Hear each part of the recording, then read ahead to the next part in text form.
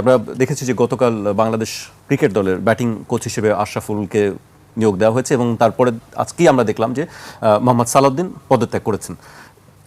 এই বিষয়গুলো নিয়ে একটি টানাপোড়েন চলছে ক্রিকেট বোর্ডে বেশ কিছুদিন ধরেই। ছিল একটা খেলা ক্রিকেট, ওইটাকেও 12টা বাজানো হচ্ছে এবং 12টা বাজানোর নমুনা তো দেখতে পাচ্ছেন। আশরাফুলকে আমি খুবই পছন্দ করি, কিন্তু ব্যাটিং কোচ হিসেবে তার গ্রহণযোগ্যতা কি, এটা তো একটা ব্যাখ্যা দিতে হবে। আর দ্বিতীয় হচ্ছে যে ব্যাটিং কোচ ছাড়াও ব্যাটিংয়ের একটা বিষয় ছিল আশরাফুলের সাথে। ফলে ব্যাটিংয়ের দায় অভিযুক্ত কোনো ব্যক্তিকে দিয়ে আমরা যদি মনে করি যে ক্রিকেটারদের মনোবল মানে উচ্চে নিয়ে যাওয়া যাবে, এটা কেন তারা সিদ্ধান্ত নিয়েছেন আমি জানি না। আর যদি আশরাফুলই ব্যাটিং কোচ হতে পারে মেধার কারণে, তাহলে আশরাফুলের মতো মেধাবী ব্যাটসম্যান কিন্তু আরও আছেন, তারা কেন ব্যাটিং কোচ হচ্ছেন না? ফলে অনেক ধরনের বিষয় আছে। হয়তো তবে এটা ঠিক, আশরাফুল কিছু কোচিংয়ের করেছেন, ডিগ্রি। আলোচিত ডেস্টিনি গ্রুপের ব্যবস্থাপনা পরিচালক মোহাম্মদ রফিকুল আমিনের বাংলাদেশ আম জনগণ পার্টিকে নিবন্ধন দেওয়ার সিদ্ধান্ত প্রসঙ্গে গণ অধিকার পরিষদ নেতা রাশেদ খান বলেছেন, ডেস্টিনি প্রায় 42 লাখ গ্রাহকের অর্থ আত্মসাৎ করে, সেই দলও দেখলাম নিবন্ধন পেল।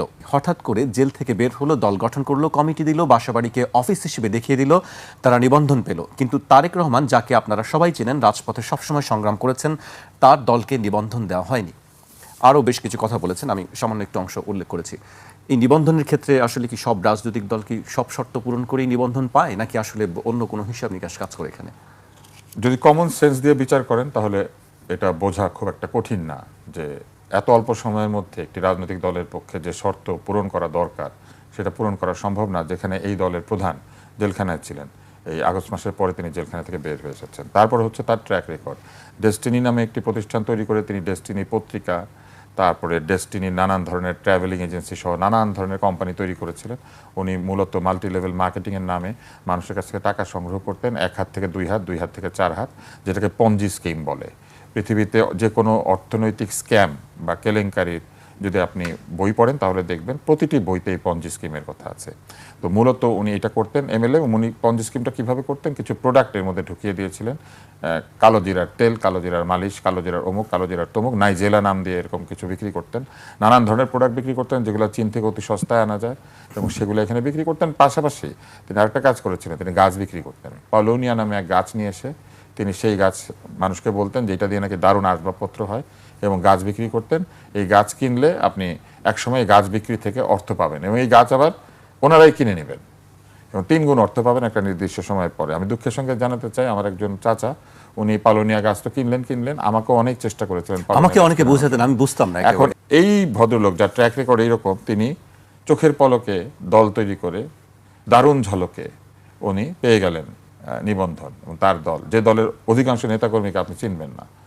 আর এই তারেক দীর্ঘ সময় ধরে তিলে তিলে তার একটি দল তৈরি করেছে। যে দলটা সে তৈরি করেছে কিভাবে, সে দলের অর্থ সংকুলনের জন্য সে কটন বাড, এই যে পান মশলা, এই ধরনের নানান জিনিসপত্র, টিস্যুর বাক্স, এইগুলি বাসে বাসে বিক্রি করত। তারপর সেইখান থেকে টাকা সংগ্রহ করে সে রাস্তায় বসে দই বিক্রি করেছে। সেইখান থেকে টাকা সংগ্রহ করে তার বন্ধুরা একসময় মধু বিক্রি করা, আম বিক্রি করা, এইগুলি করেছে এবং একেবারে রুজির পয়সা দিয়ে একটি ছেলে দল করার চেষ্টা করছে।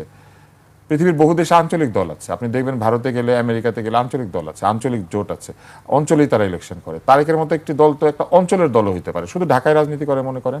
এই নির্বাচন কমিশনের যে আরপিও, সেই আরপিও যেটা করেছে, কোনো অঞ্চলে কোনো দল থাকতে দিবে না, কোনো স্বতন্ত্র ব্যক্তি থাকতে দিবে না, সব লোককে গিয়ে বৃহৎ দলের নমিনেশনের জন্য হাত পাততে হবে। এবং বৃহৎ দলের নমিনেশন যারা দেন, আমরা আওয়ামী লীগকে দেখেছি কোটি কোটি টাকা নমিনেশন বাণিজ্য করেছে, ইউনিয়ন পরিষদের মেম্বারের পদও বিক্রি হয়েছে, স্বাধীনতা চিকিৎসক পরিষদের সাধারণ পদগুলি বিক্রি হয়েছে, তাদের সমস্ত অঙ্গ সংগঠনের পদ বিক্রি হয়েছে।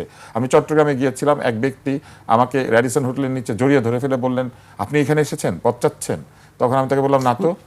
এবং তিনি আমাকে ওইখানে অর্থ সেধেছিলেন যে আমি যদি অর্থ নিয়ে গিয়ে উপরে যারা অর্থ সংগ্রহ করছেন তাদেরকে দিয়ে তার জন্য একটা পদ নিয়ে দিতে পারি, তাহলে উনি যার পর নাই কৃতজ্ঞ হবেন। আমি এতই অবাক হয়েছিলাম, কারণ আমি আসলে গিয়েছিলাম বিতর্কের কাজে। স্টেডিয়ামে খাওয়া পাওয়া যায়, র্যাডিসনের উল্টা দিকে স্টেডিয়াম, আপনি জানেন নিশ্চয়ই। এবং উনি আমাকে কত অঙ্কের অর্থ সেধেছিলেন জানেন? 20 লক্ষ টাকা। এবং আমি তখন এটা দেখে এত অবাক হয়েছিলাম যে পদ বিক্রি হয় রাজনৈতিক দলে। তো এই পদ বিক্রির সুবিধা তারা করে দিয়েছে, নমিনেশন বিক্রির সুবিধা হতো এক ধরনের। না, তারেক কি কারণে নিবন্ধন পাবে না, এইটা তো তাদেরকে জবাব দিতে হবে। তারেকের কোন কাগজে অসুবিধা আছে? অন্য দল তো কাগজে অসুবিধা থাকলে তাদেরকে জানানো হয়েছে যে এই কাগজে অসুবিধা আছে, ঠিক করে নিয়ে আসেন, আপত্তি দেওয়া হয়েছে। তারেককে কি সেগুলো দেওয়া হয়েছিল? আমরা জানি না। এবং যদি এই ডেস্টিনি, এমএলএম, এই পলোনিয়া গাছ যদি পেতে পারে, এখনো তো পলোনিয়া গাছ উনি বুঝাই দেন নাই, আমার চাচা এখনো পলোনিয়া গাছ বুঝে পায় না। উনি যদি এই ভদ্রলোক যদি দল করেন, ওনার আগে উচিত এই পলোনিয়া বৃক্ষের নামে যে টাকা পয়সাগুলি নিয়েছিলেন এই টাকাগুলি ফেরত দেওয়া। আমার চাচার মতো অসংখ্য লোক আছে এই পলোনিয়া গাছ কিনেছিল, উনি আগে পলোনিয়া গাছের টাকা ফেরত দিক। ঋণ খেলাপি হওয়া মানে খালি ব্যাংকের টাকা নিয়ে শোধ না করা মানে কি আপনি ঋণ খেলাপি? মানুষের পকেট থেকে টাকা নিয়েছেন গাছের নামে, তেলের নামে, আন্ডা বাচ্চা বিক্রি করার নামে, সেইগুলো শোধ না করা ঋণ খেলাপ না? সেগুলো জনগণের কাছে ঋণ খেলাপ করা। এবং এই নির্বাচন কমিশনকে এই ধরনের নিবন্ধন তারা কেন দিয়েছেন? এই জবাব কিভাবে চাইতে পারবে লোকে? জবাব চাওয়ার উপায় কি? এবং এগুলা করে তারা নিজেদেরকে বিতর্কিত করেছেন। আজকে তারেক যে সামনে বসে অনশন করছে, আপনি দেখবেন এই ছেলেটার নৈতিক মনোবল এতখানি বেশি যে এই ছেলেটা একা একটা ছোট্ট কাগজের মধ্যে একটা ব্যানার ছাপায় নাই। এইরকম সৎ ছেলে দরকার নাকি কোটি কোটি টাকা মানুষের কাছে চাঁদা নিয়ে নিজের ছবি দিয়ে, নিজেদের লোকজনের ছবি, পরিবার পরিজন, পুরো বংশের ছবি পিছনে এবং সামনে লাগিয়ে দিয়ে যারা বড় বড় ব্যানার বানাচ্ছেন, সেরকম নেতা আমাদের দরকার। এই তারেক একটা কম্পিউটারে প্রিন্ট আউট নিয়ে ওখানে বসেছে, আর সামনে পিছনে লক্ষ টাকার ব্যানার লাগিয়ে যারা রাজনীতি করেন, ব্যানারের পয়সা কোত্থেকে আসে? আম বিক্রির টাকা থেকে, মধু বিক্রির টাকা থেকে। একদিন এইসবের জবাব কিন্তু দিতে হবে, এবং সেই জবাব দেওয়ার ক্ষেত্র তৈরি করার চেষ্টা করা হচ্ছে এখানে। আমি এখনো মনে করি যে তারেকের দলকে নিবন্ধন দেওয়া উচিত, এবং কেন দেওয়া হয় না এটা ব্যাখ্যা দেওয়া উচিত, এবং কি কারণে এই জাম জনতা না কোন জনতা পার্টি একটা, সে তারা পেয়ে জনগণ পার্টি, সে তারা কি করে পেয়েছে? আগে পলোনিয়া গাছ ফেরত দিয়ে তারপরে নিবন্ধন নিক। জি, তুষার ভাইয়ের বক্তব্য শুনছিলাম আমরা। আজিজ ভাই, আসলে নিবন্ধনের শর্ত কি বা কোন, আমি যেটি প্রশ্ন ছিল তুষার ভাইয়ের কাছে, এই নিবন্ধনের যে শর্তগুলি তৈরি করা হয়েছে সেটা ধারের কাছে নেই। যে আপনার 200 ইউনিয়ন পরিষদ, 200 জেলায় থাকতে হবে, ইউনিট থাকতে হবে, সংগঠন থাকতে হবে, তার অফিস থাকতে হবে। অফিস হলো কি গোডাউন, অনেক লেখালেখি হয়েছে না, গোডাউন। আমার কথা হলো যেটা কোয়ালিফাই করে না তাদের যে শর্ত, আপনি বলেন তো 200 ইউনিয়নে ইউনিট করা এটা কম কথা? নিশ্চয়ই এখানে জোড়াতালি হয়েছে। হ্যাঁ, একই ব্যক্তি কুমিরের বাচ্চা 2 জায়গায় দেখা, নাহলে 200 জায়গায় করতে পারবে কি করে? আপনার অফিস নাই, নিবন্ধন দেয় কেমনে করে দেখে? গোডাউন আছে, শ্বশুর বাড়ির ঘর বাড়ি, আরে বাড়ি দেখালে তো হইলো, তা না, বিল্ডিং নাই, গোডাউন, এই সেই রাস্তাঘাটে একটা ঠিকানা দিয়ে নিবন্ধন নিয়ে গেছে। এই রাজনৈতিক দল এতজন, ইতিমধ্যে কিন্তু আপনার 52টা নিবন্ধিত দল। এটা ওনারা কিভাবে নেন এই নিবন্ধনটা? আপনি বলছিলেন যে কিছু নাই তারপরে নিবন্ধন নেন, ওনারা কিভাবে নেন? এটাই তো প্রশ্ন, কিভাবে নেন? আমরা তো বলি না যে গাছ বিক্রি করছে টাকা নিয়ে, আমরা তো বলতে পারতেছি না, কারণ কোন জায়গার থেকে কি হয় কে জানে। এখন ধরেন এই যে তারেকের কথা উঠছে, অনেক কষ্ট করে ধরেন রাজনীতি করতেছে, তাকে আমরা সামনের সারিতে দেখেছি, শর্ত কোয়ালিফাই হয়তো করে নাই, দেয় নাই, মানে সে একাই মাত্র শর্ত পূরণ করেনি, আপনি সেটি বলতে চাচ্ছেন? না, তা বলতে চাচ্ছি না। অর্থাৎ যে শর্তটা নিবন্ধন পাওয়ার জন্য করছে এটাই আমার কাছে অযৌক্তিক, এটাই অযৌক্তিক। আপনি ধরেন এই যে ধরেন আগে বরাবর ছিল যে জোট করলে আপনার যে কোনো জোটের প্রতীক, যে কোনো দলের প্রতীক নিতেও পারে, নাও নিতে পারে, তার খুশি। এখন জোট করলেও যার যার প্রতীকে ইলেকশন করবে। এটা নিশ্চয়ই একটা মিশন আছে, ভিশন আছে, টার্গেট আছে যাতে না হয়। এখন ধরেন অনেকগুলো ছোট ছোট দলও তো আছে জোটের ভিতরে, আছে না? তারা তো এখন ভোট পাবে না, তারা তো আউট, অঙ্কুরে বিনষ্ট। একদিক থেকে ভালো, ছোট ছোট বাতি জ্বালায় দোকান খুলে লাভ কি? এটাও ঠিক, এটাও আছে। অনন্তকাল ছোট ছোট দোকান, তাফালিক পার্টি জন্ম দিয়ে লাভ কি? আবার বড় দল যেগুলো আছে সেগুলোর উপর তো নির্ভর করা যায় না। 54 বছরে বলে অনেক সূচকে এগোইছি, বড় দলগুলো তো গণতান্ত্রিক ব্যবস্থায় ফিরতেছে না। তো তাহলে আমরা যাবোটা কোথায়? আমরা জনগণ যাবোটা কোথায়? কার উপর তো নির্ভর করতে পারছি। আজকাল লোকে ফোন করে, আজকাল লোকে ছবি পাঠায়, ডকুমেন্ট পাঠায়, ফ্যাক্স মেশিনও লাগে না, পেপারলেস হয়ে গিয়েছে আজকে সারা দুনিয়া। এইরকম জায়গাতে এসে ওনারা বলছেন অফিস লাগবে, ওখানে লোক লাগবে, ওইখানে বাতি জ্বলতে হবে। কেন? কি কারণে বাতি জ্বলতে হবে? একটা লোক যদি মনে করে যে ঢাকা শহরের মাঝখানে বসে সে একটা দল করবে, সে অধিকার কেড়ে নেওয়ার এটা তাদেরকে কে দিয়েছিল? এগুলো সব হচ্ছে সংস্কারবাদীদের কাজ। আমি আপনাকে বলি, এইগুলা করেছিল, এই আরপিও সংশোধন হয়েছিল 111-এর পরে। এবং এই যে এইসব জিনিস করা, ওনারা নাকি নির্বাচনের খরচ কমায়। নির্বাচনের খরচ আপনি কমাতে যাবেন কেন? আপনি রাজনৈতিক দলের খরচ কমান। নির্বাচনের খরচ কমায় দিকে খরচ কমেছে? প্রত্যেকে মিথ্যা কথা লাগে। নির্বাচনে যে হলফনামা পুরো নির্বাচন, এই নির্বাচন হবে সম্পূর্ণ মিথ্যা হলফনামার উপরে। গতকালই একজন প্রার্থী আমাকে বলেছে মিনিমাম 10 কোটি টাকা লাগবে যদি সে সামান্য যদি খরচ করে, তাহলে প্রতিটি প্রার্থী ওখানে মিথ্যা হলফনামা দিবে। এই মিথ্যা কথা বলে সবাইকে এমপি হওয়ার জন্য তারা বাধ্য করছেন। কিসের খরচ? ওপেন করে দেন, প্রতিটা খরচ অডিট হবে, ট্যাক্স দিতে হবে, খরচ করলে ট্যাক্স দিবে, নিয়ম করে দেন। ওইটাতে তারা রাজি না। আমি আগে একটা শোতে বলেছিলাম যে হলফনামার বিষয়টি আসলে যে গোড়াতেই গলদ থেকে যায়, যে আমি হলফনামাতেই আমি মিথ্যা তথ্য দিয়ে আমি একটি বিষয়ে কম্পিট করছি। আমি 100 কোটি টাকা ব্যাংকের লোন আছি, আমি যদি 2% দিয়ে দিই আমার টাকা হোয়াইট, ঠিক আছে, তাহলে লাভ কি? যে ইলেকশন করবে, যারা 100 কোটি টাকা ব্যাংকের মেরে দিচ্ছে, সে 2% দিয়ে হোয়াইট করবে, হোয়াইট করে এমপি হয়ে 100 কোটি টাকা চুরি করবে, চুরি করে পে করে দেবে, সমস্যা কি? সমস্যা কি? সুতরাং আইন করার সময় তো খেয়াল করতে হবে, ব্যাংক ডিফল্টার যে সে 1 টাকা হলেও ইলেকশন করতে পারবে না, বাস শেষ, ফিনিশ। এত তো দরকার নেই। আপনি টাকা হোয়াইট করার বিধান বন্ধ করেন। ব্যাংকের টাকা নিছেন আপনি ব্যবসা করতে আপনি ফেল করছেন, আপনাকে আবার হোয়াইট করে 2% দিয়ে অমুক দিয়ে হোয়াইট করার বিধান রাখবো কেন? আপনি ধরেন একটা নির্বাচনে আপনি এবারে কমপক্ষে আমার ধারণা 10 কোটি টাকার নিচে কোনো সিটে নির্বাচন হবে না। যে লোকটি নির্বাচন করতেছে তার খরচ মনিটর করেন, তার ব্যাংক হিসাব নেন, জেনুইন করে ব্যাংকে তলব করেন, তার আপনাকে প্রয়োজনে দুদক লাগাই দেন। প্রত্যেকটা প্রার্থী হলে তাকে দুদক লাগাই দেন, আগে শর্টকাট একটা জরিপ করে তাকে রিপোর্ট দিয়ে দিক, প্রতিবেদন দিয়ে দিক। নাহলে 50 কোটি টাকা খরচ করবে কী করে? 10 কোটি টাকা খরচ করবে, ফকির নিয়ে আসে ইলেকশনে, তারা 10 কোটি টাকা কই পায়? এটা ধরেন তাকে যে ডোনেশন দেয়, সে যদি ডোনেশন যেমন আমেরিকাতে ডোনেশন দেয়, সিস্টেম আছে, দিতে পারে, কিন্তু যে ডোনেশন দেয় তার তো ট্যাক্স দিতে হবে। ওপেন করে দিকটা, আপনি যদি ডোনেশন নেন নিতে পারেন, কিন্তু ডোনেশন যিনি দেন তিনি ট্যাক্স দিবেন, যিনি টাকাটা নিলেন তিনিও তো এই টাকাটা খরচ করবেন, তার ডিক্লেয়ার করবে না? তার তো ডিক্লেয়ার করবে, অ্যাডজাস্ট করতে হবে তো ভবিষ্যতে। সুতরাং পুরাটাই কারচুপির মধ্যে এই নির্বাচনটা, পুরাটাই শুরুতেই আপনি ধরেন চোর বানায় কেমনে, যেমন তুষার ভাই বললো, আমি ধরেন ইলেকশন করলাম, 10 কোটি টাকা খরচ করলাম, তাহলে এই 10 কোটি টাকা উঠাতে হবে না? চুরি করব, চুরি করলে আবার নেক্সট আবার ইলেকশন করব, তখন মুদ্রাস্ফীতি ঘটে এটার দাম 15 কোটি হয়ে যাবে না? তাই 15 কোটি টাকা আমার অ্যাডভান্স জোগাড় করে রাখতে হবে। ওই 10 কোটি উঠাবো আর 15 কোটি, তার 25 কোটি টাকা চোর হয়ে গেলাম।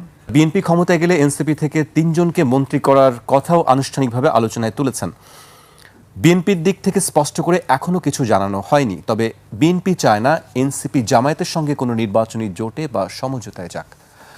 ভোটের জোট এবং জোটের ভোট। এনসিপি তো একটি আবদারকারী দল হিসেবে নিজেকে প্রতিষ্ঠিত করেছে। ওরা যখন যেটা মনে চায় আবদার করে, এবং আবদারের যারা বয়োজ্যেষ্ঠ তারা বেশ সাড়া দেন। আমাদের সরকার, প্রধান উপদেষ্টা থেকে শুরু করে আমরা দেখতে পাচ্ছি এখন একটি বৃহত্তম রাজনৈতিক দল বিএনপিও তাদের আবদারে সাড়া দিচ্ছে। কিন্তু আবদারগুলি যৌক্তিক কিনা এটা বিবেচনা করতে হবে, এবং এই ধরনের আবদারের ফলে আসলে আমরা তাদের রাজনীতিটাকে নষ্ট করে দিচ্ছি কিনা এটাও চিন্তা করতে হবে। প্রথম বিষয় হচ্ছে, মানুষ জোট কেন করে? জোট করে মূলত সুবিধা নেওয়ার জন্য। বৃহৎ দলের সঙ্গে ক্ষুদ্র দলগুলি যুক্ত হয়ে তাদের যে বড় ভোট এবং মার্কা, আলাদা আলাদা তাদের নীতিমালা থাকে, তারা মূলত একটা বৃহৎ স্বার্থে ক্ষুদ্র স্বার্থ জলাঞ্জলি দিয়ে এক হয়েছেন এইসব কথা বলেন। আসলে তারা ক্ষুদ্র স্বার্থে বৃহৎ স্বার্থ জলাঞ্জলি দেন। দলের নীতিমালা এবং আদর্শ হচ্ছে বৃহৎ স্বার্থ। ওই নীতিমালা এবং আদর্শ দিয়ে দল তৈরি হয়েছে, দলের কর্মীরা এটার জন্য পরিশ্রম করেছে, যারা তাদেরকে চাঁদা দেন তারা চাঁদা দিয়েছেন। সেই নীতিমালা এবং আদর্শকে বাদ দিয়ে তারা কেবলমাত্র আসন পাওয়ার জন্য, ভোট ভাগাভাগি করার জন্য, মার্কা ভাগাভাগি করার জন্য তারা এই সমঝোতা বলেন আর জোট বলেন এটা করেন। এছাড়া তার কোনো কারণ নাই। কেননা নিজেরা যদি জিততেই পারতেন তাহলে কি জোটে আসতেন? দুইটা বৃহৎ বৃহৎ দলের মধ্যে আপনারা কখনো জোট হতে দেখেছেন? না, সবসময় একটা বৃহৎ দলের সঙ্গে কিছু ক্ষুদ্র দল, আন্ডা বাচ্চা, তারা এসে দল করে, জোট করে, এবং জোট করে তারা কি করে? তারা দর কষাকষি করে। আমাদের দলে আছেন বর্ষিয়ান রাজনৈতিক নেতা কলিমুদ্দিন শরাফি বা হাসানুদ্দিন আরাবি বলে এসে তারা ওখান থেকে ভোট নেয় একটা, এবং ভোট নেয় প্রথমে, তারপরে আসন নেয়, তারপর আসন পাওয়ার পরে গিয়া বলে আমাদের এই জোটকে টিকিয়ে রাখতে হলে একজন মন্ত্রী দিতেই হবে, তখন মন্ত্রী নেয়। এখন দেখেন যে দল জীবনে ইলেকশনে দাঁড়ায় নাই, আমি অবশ্য যে নামগুলি ব্যবহার করেছি এগুলো কারো নাম না, এগুলো হচ্ছে কারোর সাথে মিলে গেলে এটাতে কারো কিছু মনে করার না, এটা কাল্পনিক। তো ধরেন এই যে তারা বলছে যে তারা 20টা আসন চায়, মানে সংবাদে এসেছে, আমরা জানি না সত্য কিনা, কেননা আমরা সংবাদে এটাও দেখেছি যে তারা 300 আসনে প্রার্থী দেবেন, এটাও বলেছে। বলে কোন কথা সত্য, কোন কথা অর্ধ সত্য, আর কোনটা মিথ্যা এটা বোঝার কোনো উপায় নাই। কিন্তু ধরে নিলাম আমরা এটা একটা সত্য রিপোর্ট। যদি তাই হয়, 20টি আসন তারা চেয়েছেন, কিসের ভিত্তিতে? তারা কি এককভাবে নির্বাচন করলে 2টা আসন জিতবেন? তারা কি নিশ্চিত? তাহলে সেটা তাদেরকে দেখানো উচিত প্রথমে, যে আমরা এককভাবে নির্বাচিত হওয়ার সক্ষমতা রাখি। তাহলেই কেবল তারা দর কষাকষিতে যেতে পারেন। যে দলের এককভাবে নির্বাচিত হওয়ার কোনো ইতিহাস নেই, যে দল এককভাবে নির্বাচিত হতে পারবে কিনা সেটা নিয়ে সন্দেহ আছে, যারা কিনা ছাত্র সংসদ নির্বাচনে নিজেদের সমর্থিত লোকজনকে দেওয়ার পরে তারা সর্বনিম্ন ফলাফল পেয়েছে, জামানত থাকলে বাজেয়াপ্ত হতো, সেই দল এসে বলছে যে তরুণরাই আমাদের শক্তি, তাদের ভোট আমরা পাবো। তো তাদের ভোট পেলে আপনারা ছাত্র সংসদ নির্বাচনে এত কম ভোট পেলেন কেন? এটা কিন্তু কোনো উত্তর নাই। যারা ভোটে জিতবেন না, যাদের অনেকের জামানত বাজেয়াপ্ত হওয়ার আশঙ্কা আছে, তাদেরকে শুধু জিতিয়ে এনে একটা সংসদ, যে অনেক লোকজন আছে, এটা চিন্তা করেন, তাহলে কিন্তু এই সংসদের সঙ্গে আগের সংসদের কোনো পার্থক্য থাকে না। আগের সংসদে এরকম যাদের জেতার কথা না, তাদেরকে আওয়ামী লীগ জিতিয়ে আনতে এনে একটা গণতন্ত্র আছে এরকম ধারণা দেওয়ার চেষ্টা করতো। এটা একদম ভুল হবে। তারা যদি কাউকে জেতাতেই চান তাহলে মেধার ভিত্তিতে জেতানো উচিত। খুবই মেধাবী লোক, মনে করেন অসাধারণ মেধাবী রাজনীতিবিদ, দল নাই অথবা দল আছে কিন্তু অতি ক্ষুদ্র দল, এই ধরনের মানুষদেরকে যদি সংসদে আনা হয় তাহলে এই সংসদ অনেক কার্যকর হবে। কিন্তু যদি এইরকম দাবি দেওয়ার ভিত্তিতে, আবদারের ভিত্তিতে, যাদের কোনোভাবে জেতার সম্ভাবনা নাই, এমনকি কোনো ধরনের ট্র্যাক রেকর্ড নাই, যাদের সমাজসেবা করেছে, কোথাও পড়িয়েছে, কোনো একটা জায়গাতে গিয়ে স্বেচ্ছাসেবা দিয়েছে, শুধু বায়োডাটা নিক না, যে 20টা আসনে 20 জনকে তারা নমিনেশন দিচ্ছে, তাদের বায়োডাটা নিক, বায়োডাটা নিয়ে দেখুক যে এই স্বল্প সময়ের মধ্যে তারা সামাজিক, সাংস্কৃতিক, রাজনৈতিক কোন সংগঠনে একটু স্বেচ্ছাসেবা দিয়েছে। একজন রাজনীতিবিদের যে বায়োডাটা, সেখানে সবচেয়ে বড় শক্তির জায়গা কোনটা জানেন? স্বেচ্ছাসেবা। পৃথিবীর যে কোনো দেশে ভলান্টারিজম থাকলে দলগুলি তাদেরকে জায়গা দেওয়ার চেষ্টা করে। কেন? কারণ তারা মনে করে যে লোক কিনা নিজের খেয়ে বোনের মোষ তাড়াতে পারে, তাহলে সেই লোক তো আসলে দুর্নীতিতে যাবে না। যে লোক নিজের পয়সা খরচ করে ভালো কাজ করতে পারে, সেই লোক তো ভুল কাজ করবে না। মীর মুগ্ধর ভাই স্নিগ্ধ, এই সরকার তাকে জুলাই ফাউন্ডেশনের প্রধান পদে বসিয়েছিল, এখন সে বিএনপি থেকে যোগ দিয়েছে। এই যোগ দেওয়ার যে শর্ত, এটা কি মেধা নাকি তার ভাইয়ের আত্মত্যাগ? যদি ভাইয়ের আত্মত্যাগ হয়ে থাকে তাহলে ভাইয়ের আত্মত্যাগের বিনিময়ে পদ পাচ্ছে, এটা কি মেধা না কোটা, না কোটা না মেধা? যদি তাই হয়ে থাকে, ভাইয়ের আত্মত্যাগের কারণে এরকম পদ পাওয়া, সদস্য পদ পাওয়া, যোগ দেওয়া, এরকম পাবলিসিটি পাওয়া যেতে পারে, তাহলে মুক্তিযোদ্ধাদের কি দোষ আছে? তাদের বাবা মা মারা গিয়েছে, তাহলে তাদের কোটা নিয়ে এত আপত্তির কি কারণ ছিল? তাদের কোটা নিয়ে এত অস্থিরতার কি কারণ ছিল? একই তো ঘটনা, ঘটনাটা একই না? যার বাবা প্রাণ দিয়েছে, যার দাদা প্রাণ দিয়েছে, তারাও ওইটার বিনিময়ে কিছু এরকম পদ পদবি, এরকম প্রচারণা চেয়েছে। তাহলে এটা অন্যায়? ওইটা যদি অন্যায় হয়ে থাকে এটা কেন নেয়? আর এটা যদি ন্যায় হয়ে থাকে ওইটা কেন অন্যায়? মুগ্ধ যেদিন নিহত হয় সেদিন আমি লিখেছি ফেসবুকে, এবং শুধু লিখি নাই, বিরাট প্রতিবাদ করেছি। যেদিন ফায়াজ নিহত হয়, রেসিডেন্সিয়াল মডেল স্কুলের ছাত্র, সেদিন আমি প্রতিবাদ করেছি, আমি রাস্তায় দাঁড়িয়ে বক্তৃতা দিয়েছি। এখন মনে করেন আমি গিয়ে বললাম আমি এমপি হতে চাই। Is this really ethical? আপনি আমাকে বলেন তো, কেন একজন লোক মনে করছে, এই যে যারা জুলাই বিপ্লবের নেতা, তারা কেন মনে করছে তারাই সংসদে যেতে পারবে? শুধু বিপ্লব করেছে সেই জন্য? যারা বিপ্লব করে তাদের সবার সংসদে যেতে হবে? বা বিপ্লবী দলের নেতা যারা, তাদের সবার সংসদে যেতে হবে? এটা কি ক্ষমতায় যাওয়ার আন্দোলন ছিল, নাকি এটা ছিল সাধারণ তাদের বয়সী ছেলে মেয়েদের জন্য একটি মেধাভিত্তিক সমাজ তৈরি করার প্রক্রিয়া? তারা নিজেদের দলেও কি মেধাভিত্তিতে তাদের জায়গাগুলি দিয়েছে? তাদের দলে তারাই শুধু মেধাবী, যে 15-20 জন নেতা আছেন, আর মেধাবীরা নাই? তারা কি নিজের দলে মেধার ভিত্তিতে নিজের দল সাজিয়েছে? মেধা না কোটা, মেধা না কোটা, না কোটা না মেধা বলা হলো, আমি তো দেখছি সবখানে কোটা আছে। একটা আছে আন্দোলন কোটা, একটা আছে ভাই বোন কোটা, একটা আছে মিছিল মিটিং কোটা, যেখানে আপনি হয়তো কিছুই করেন না, মিছিলের সময় দাঁড়িয়ে গিয়েছেন। আরেকটা আছে ইন্টারনেট কোটা, জীবনে কোনোদিন আন্দোলনই করে না, ইন্টারনেটে বিভিন্ন বিষয় নিয়ে আলোচনা করেছে। আপনার ফোরা উঠলে কি করবেন, তারপরে আপনার যদি মাথা ঘুরায় কি করবেন, অথবা আপনি বেড়াতে গেলে কি করবেন, অথবা আপনি আকাশ থেকে যদি লাফ দেন তাহলে কিভাবে আর লাফ দিয়ে মাটিতে পড়বেন।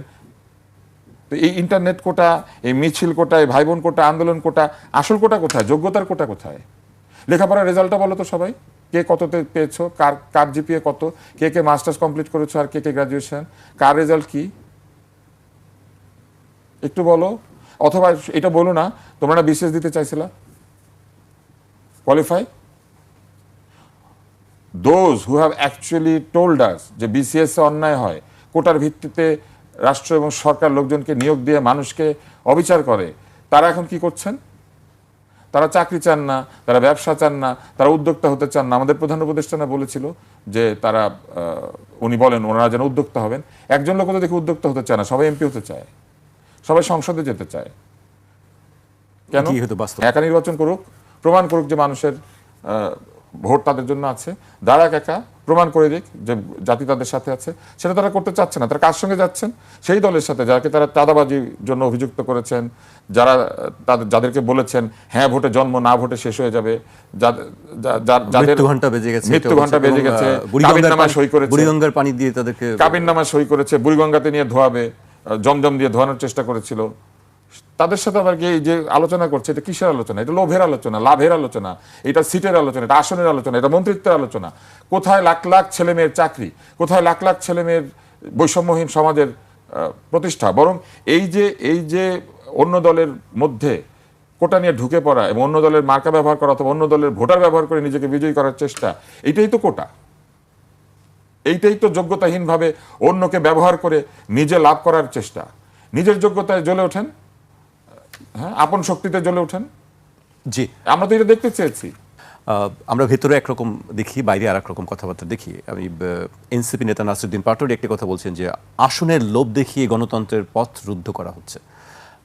বিএনপি কি আসলে তাদেরকে আসনের লোভ দেখাচ্ছে, নাকি তারা আসলে আসন চাইছে? আমরা গণমাধ্যমে দেখছি তারা আসন চাইছে। আজিজ ভাই।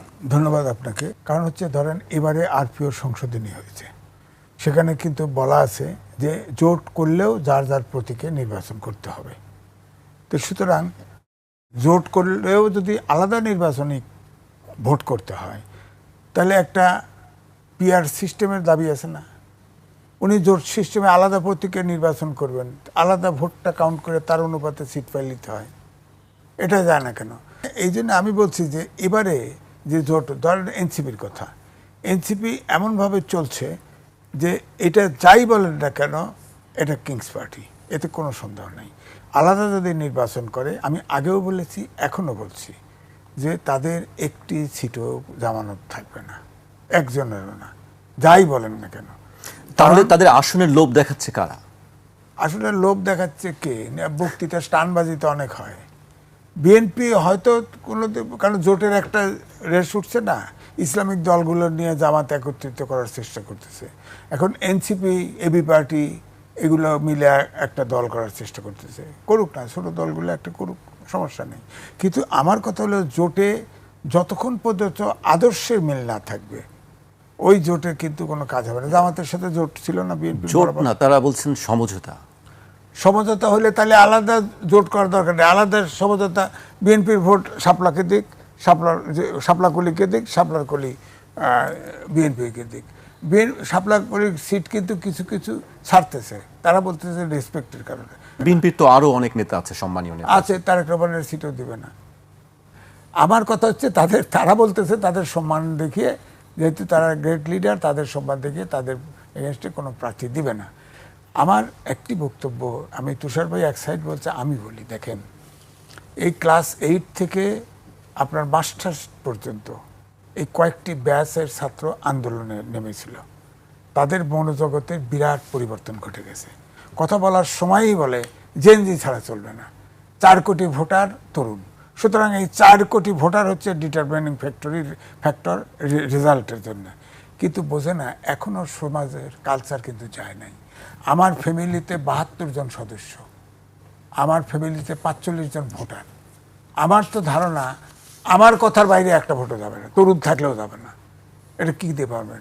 গ্রামের ভোট আপনার এই গরম পানি ঠান্ডা পানি খাওয়ায়া, গরুর মাংস খাওয়ায়া ভোট কিন্তু সহজে হবে না। হবে, কিছু হবে, হবে না তা বলছি না, দরিদ্র দেশে এটা হইতে পারে। কিন্তু আমার বক্তব্য হচ্ছে যে সংসদ নির্বাচন আর কোনো ইনস্টিটিউশনের নির্বাচন এক না। এখন তাদের যে মনোজগতের পরিবর্তন, আপনি বলেন তো দেখি, নেপালে সব ছাত্ররা প্রতিষ্ঠানে ফেরত গেছে, শিক্ষা প্রতিষ্ঠানে। শ্রীলঙ্কায় সব ছাত্ররা শিক্ষা প্রতিষ্ঠানে ফিরে গেছে। এখন আমি যেটা বলছি, এখন এটা অটোমেশনের যুগ, চতুর্থ শিল্প বিপ্লবের যুগ। আমাদের প্রবাসী আয়, এখনো প্রবাসী আয় আমাদেরকে বাঁচিয়ে রেখেছে। করোনা কালেও কৃষি প্রবাসী আয় বাঁচিয়ে রেখেছে। আগামী 10 বছর পরে, 8 থেকে 10 বছর পরে কোনো প্রবাসের লোক নেবে না, কারণ উচ্চমানের প্রযুক্তি সারা বিশ্বকে রোল করতেছে। আপনার রোবট অপারেশন করে, আপনার রোবটের পিছনের লোকটা দরকার। কোথায় শিক্ষা প্রতিষ্ঠান, কোথায় হচ্ছে বলেন? 11টা সংস্কার কমিশন করছে, শিক্ষা প্রতিষ্ঠানের খবর নাই। আমি রিপোর্ট লিখেছি সমকালে বড় করে, সেখানে 151 না 52টা আছে পাবলিক ইউনিভার্সিটি, তারপরে 100 একটু বেশি আছে প্রাইভেট ইউনিভার্সিটি। আপনার আলিয়া মাদ্রাসা আছে 151টি, আর 60,000 আছে কমি মাদ্রাসা, যেখানে সরকারের প্রতিনিধি নেই, বোর্ড তারা সার্টিফিকেট দিচ্ছে। এবং এই ছাত্ররা মার্ক পায় এসে ভর্তি হচ্ছে ঢাকা ইউনিভার্সিটি, সব ইউনিভার্সিটিতে। আপনি বলেন তো দেখি, এই যে 8 থেকে ইংরেজি মিডিয়াম, তার আবার বাংলা মিডিয়াম, এই করে 8 থেকে 12 প্রকার জাতি তৈরি করতেছি মাস্টার ডিগ্রি পদ্ধতি।